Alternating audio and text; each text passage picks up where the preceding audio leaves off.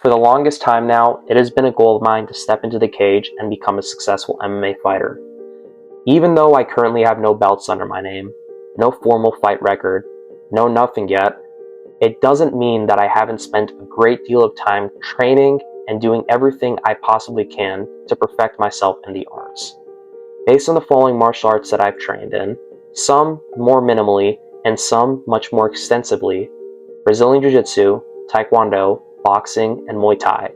I'm going to be giving you guys the full blueprint on every single thing that I've taken away from each of these martial arts, how they've helped me in becoming a more collective trainer in the mixed martial arts as a whole, and how they can potentially carry over to your life in all aspects. Without further ado, let's begin.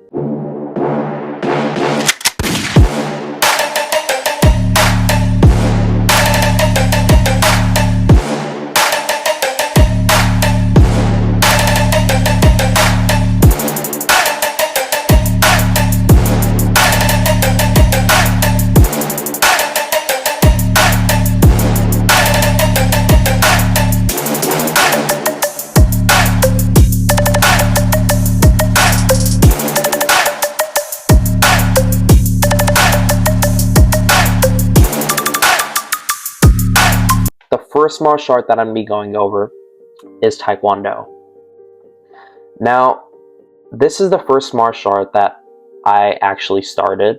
It is what my parents enrolled me in when I was a little kid, and what I've trained in up until the ages of 14, 15 when I switched over to Muay Thai and boxing. And although I made the switch over and haven't formally trained in Taekwondo since, it doesn't mean that it hasn't carried over in crazily magnificent ways throughout my Muay Thai and boxing training. And if I could summarize everything that I've learned through Taekwondo, it would be the art of disruption. What do I mean by this? Implementing fakes and timing. The first thing would be learning how to actually implement blitz attacks.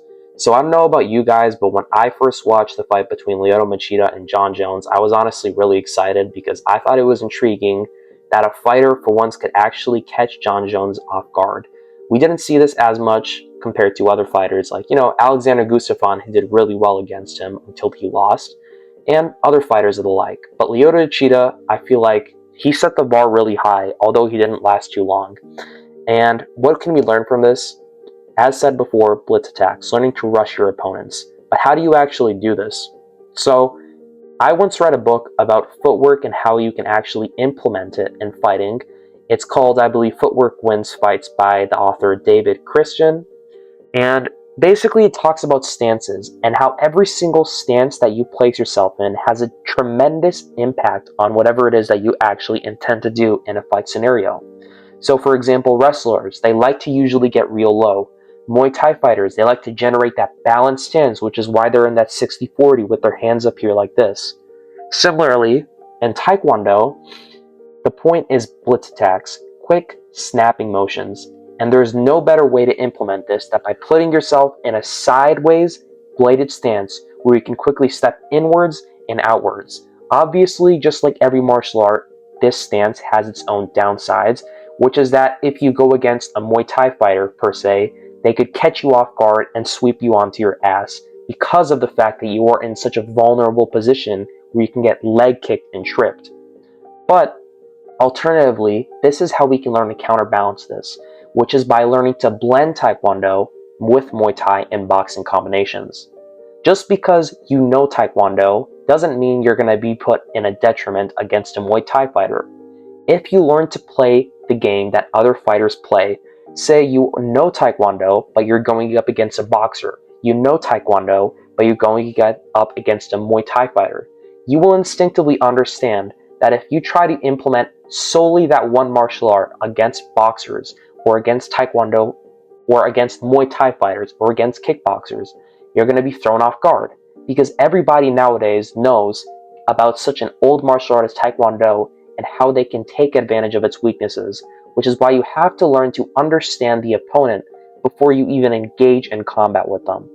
So say I'm sparring a Muay Thai fighter. Well, I at least want to develop an understanding of Muay Thai fighters and how they fight. So I can try to mimic their stances when I'm fighting them, and the moment that I catch them off guard with a simple 1, 2, 3, where they're not sure what my intention is, I can use that 3 to spin myself into a spinning side kick. I can use that lead hook to spin myself into a spinning heel hook.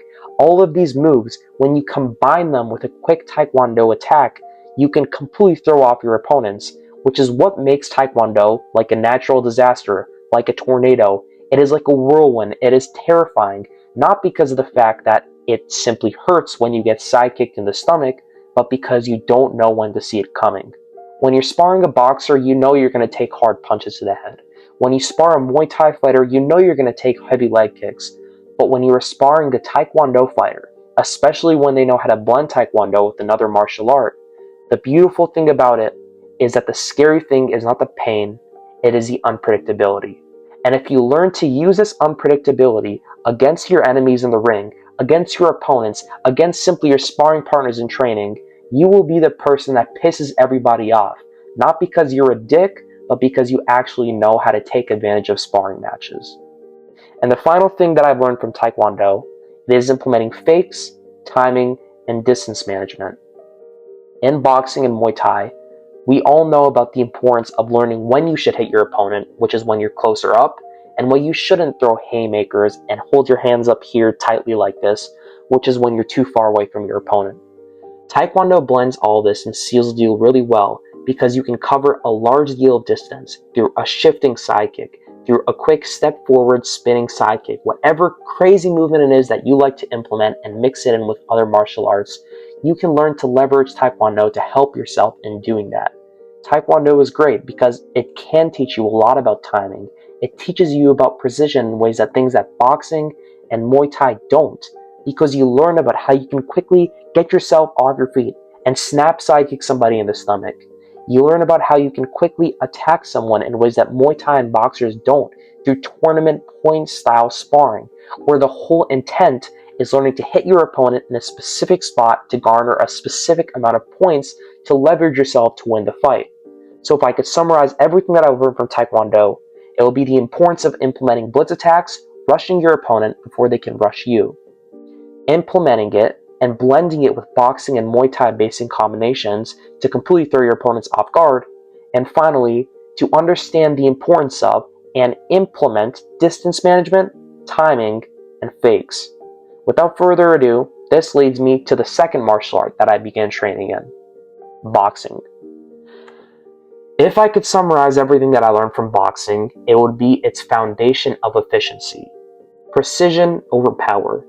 The thing about boxing is that it looks so simple to the eye when you watch it. You see two fighters and they're throwing hands. It is arguably the one almost commonly known sport in the world that if I were to ask you whether or not you know it and you told me you didn't know it, I would legitimately think that you actually live under a rock. No offense, but boxing is something that we all know about. And the thing about boxing is that it is way harder than it actually looks. It is one thing to fight in boxing, which I've never done, but training in boxing alone is flipping exhausting. I have done it, and I have sparred against much tinier fighters, much taller fighters, fighters of all shapes and sizes, and what I found is that regardless of their level of strength, whatever it is, they are very, very good.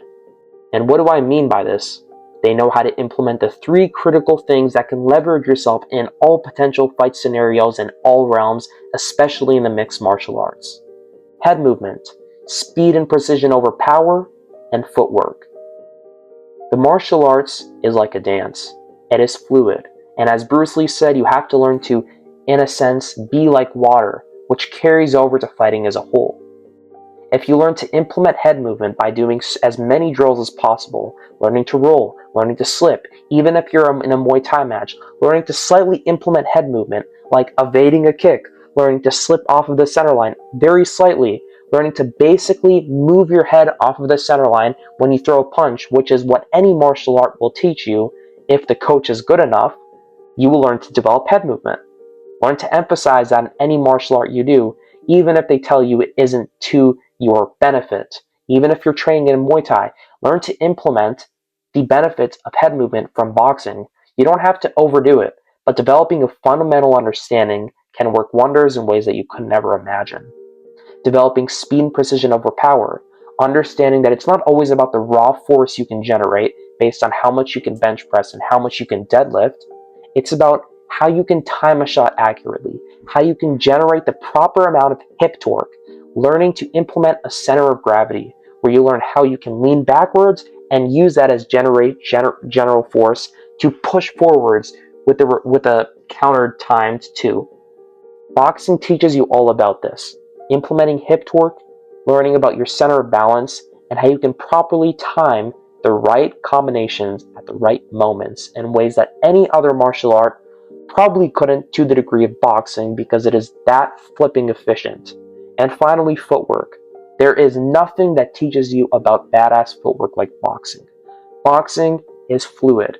You are dancing. And as Muhammad Ali, the world champion, legendary boxer, once said, float like a butterfly, sting like a bee. And that's everything for boxing. Martial art number 3 is Muay Thai. This is the third martial art that I've taken up training in, and it's arguably my favorite one and what I spend the vast majority of my time training in to help me leverage myself in MMA. The main thing that I've learned about Muay Thai is its engine of resilience, conditioning, and pressure. The first thing would be body conditioning. What do I mean by this? It is just developing the ability to take hard shots. I'm not saying that you have to be the guy that gets beat up in the ring 24/7, and I agree with the idea that it is much more about how much you can dish out and throw out in a fight than simply how much you can take. To a degree, I do have to disagree with what Rocky said in the movies, that it's all about how much you can take and not about what you can throw. But if you're not able to throw hard shots, you're kind of screwed. And in Muay Thai, it teaches you how to throw with raw power in ways that other martial arts still can, but maybe not as much, because Muay Thai helps you in things like toughened knees, kicks, elbows. It is the art of 8 limbs. And body conditioning is one of the most critical elements. You learn to check kicks. You learn about how much it hurts when you kick somebody and they check you and you kick them with a lot of force. You learn about how to kick the heavy bag with your shins over and over and over again to the point that you can't feel anything. It is something that requires a degree of mental grit, that if you can get through this martial art and toughen your way through it, you will be able to conquer any other martial art. Maybe not every single one out there, like wrestling, which is a badass and exhausting sport, but you'll become much more toughened up for other types of fighting, and it will help carry over to the mixed martial arts very well. The clinch game. I'm a shorter guy, and I'm not the tallest, largest guy out there, so I've had to learn to capitalize on my aggression, and one of the best ways that I love to do that is through clinch game. Especially when I'm going up against taller, lengthier fighters, I love closing the distance. And the moment that I can capitalize on my strength against these fighters that might not be as strong and stable, when I can grab them, hold them in place, and toss and turn them around as I please, sweep them onto their asses from the clinch, that's where I know I have the benefit. The final thing would be overall the raw power and efficiency. When you train in Muay Thai, you learn, alternatively to Taekwondo, that it's not about the point system. It's not about how fast you can throw. It's much more about the power, the force, how much you can actually hurt the other person. Muay Thai is actually originated from an ancient martial art called Muay Boran, which is used in ancient styles of hand-to-hand combat in Thailand. So it is a very, very toughening art. And if I could really summarize everything that I learned from this, it is grit.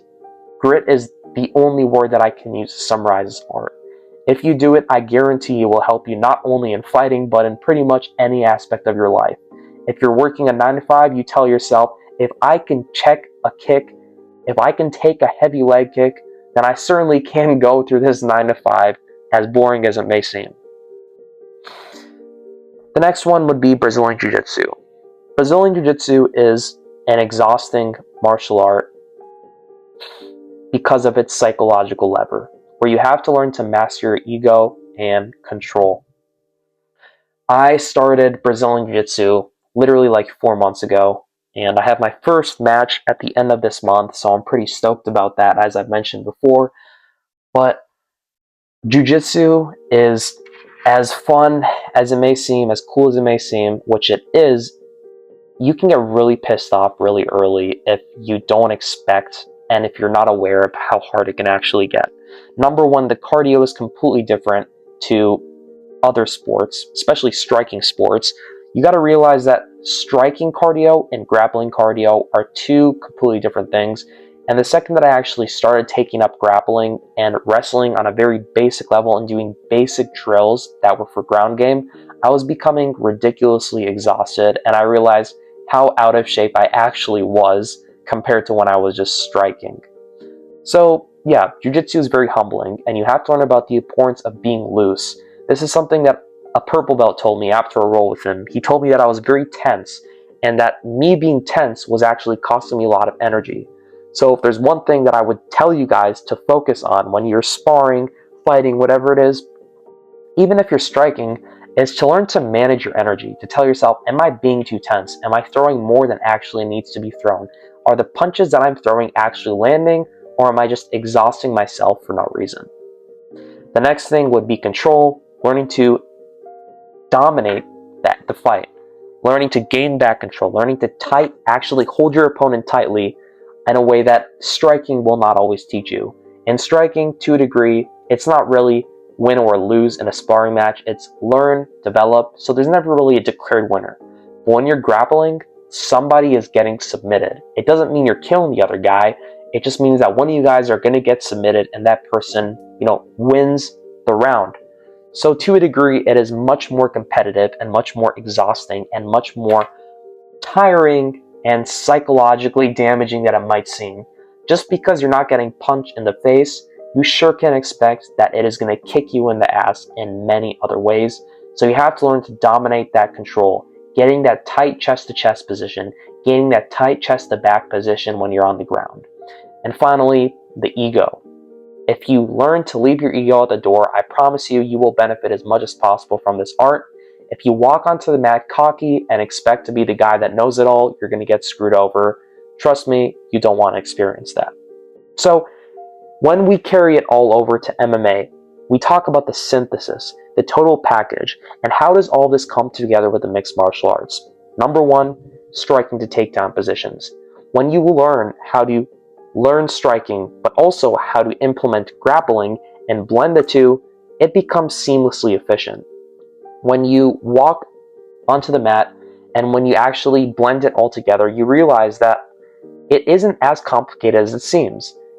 The mixed martial arts, it can be a little tiring at first when you actually transition to it from just doing striking and grappling separately. But when you do it over time, it becomes something that's very natural. All of the elements you practice and all of these different martial arts you spend time training in will pay back in ways that you couldn't imagine. The striking, the grappling, they blend together when you're doing a combination to a takedown. Number two, you learn about the importance of stance in the center of gravity.